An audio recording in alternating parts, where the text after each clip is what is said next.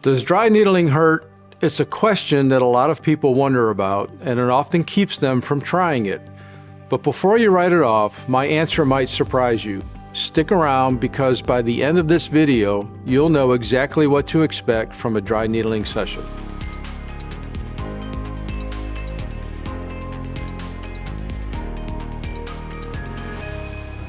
Hi, my name is Scott Saul. I'm a licensed physical therapist and certified dry needling specialist at EW Motion Therapy in Birmingham, Alabama. Throughout my time here, I have seen firsthand the benefits of dry needling in my patients. In this video, I hope to clear up any fear you may have regarding what dry needling feels like. I will begin with a comparison between dry needling versus needles used for injections, and finish this video by explaining how your therapist can make this a treatment technique that you value for its benefits and results. So if you're ready, let's go. First, we should understand what is dry needling. Dry needling is a treatment technique where a thin, solid needle is inserted into a muscle's trigger point. A trigger point is often associated with a tight, knotted area of muscle that can cause pain or limit your movement. The goal of dry needling is to relieve pain and improve muscle function. So what does dry needling feel like?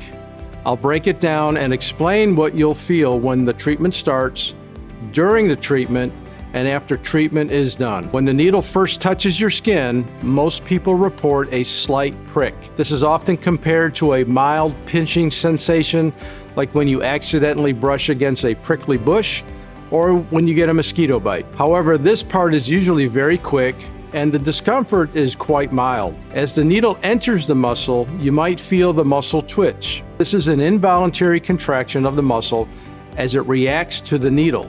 Imagine a quick, small cramp or sudden spasm. Some people describe it as a deep ache or a quick tightening sensation. The twitch can be a little surprising, but it's a good sign that the treatment is targeting the right spot. Once the session is over, you might feel some soreness. Think of it as a bruised muscle that you bumped on a piece of furniture, or the sore muscle sensation after a workout.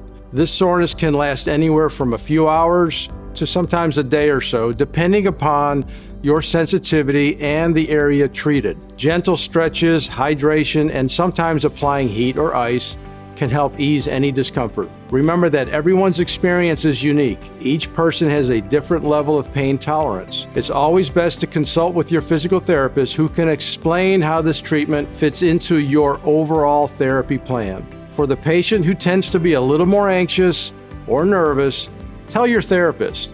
You're not the first person they've treated with dry needling, and they can help you manage your anxiousness. At the end of the day, if you're just not ready to be dry needled, don't do it. It's okay. You should never feel you have to be convinced or talked into this type of treatment. Now let's shift gears a bit and compare a dry needle to a hypodermic needle.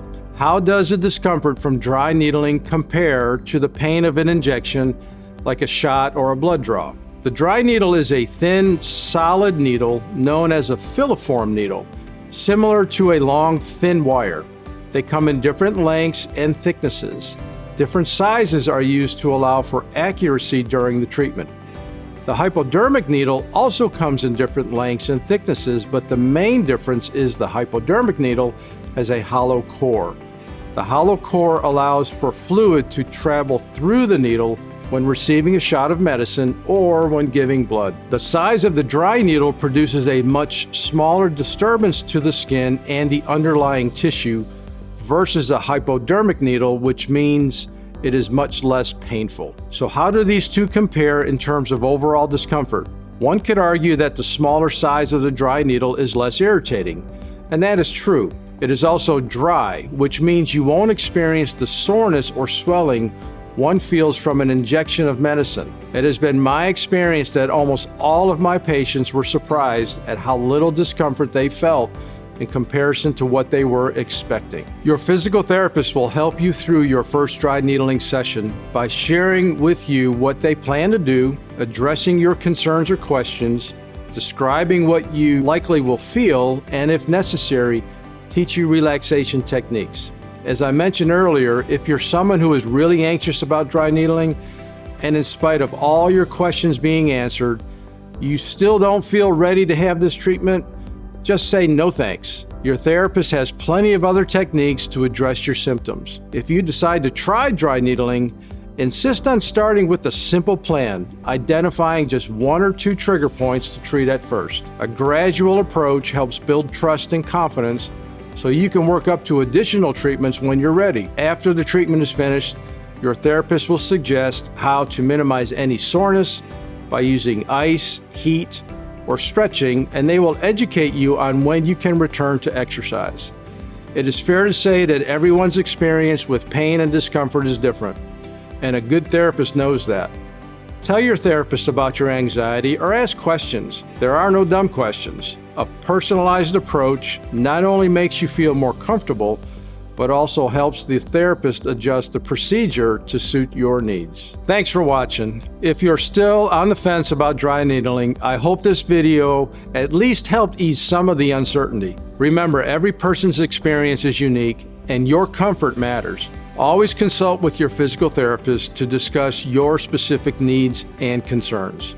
For more information about the timeline of dry needling results, watch the video linked in our description below titled, "How long does it take for dry needling to work?" This video goes over the immediate effects of dry needling, the factors influencing the timeline of results, and how long dry needling results will last. If you found this video helpful, be sure to give it a thumbs up and don't forget to subscribe to our YouTube channel to help you on your physical therapy and wellness journey.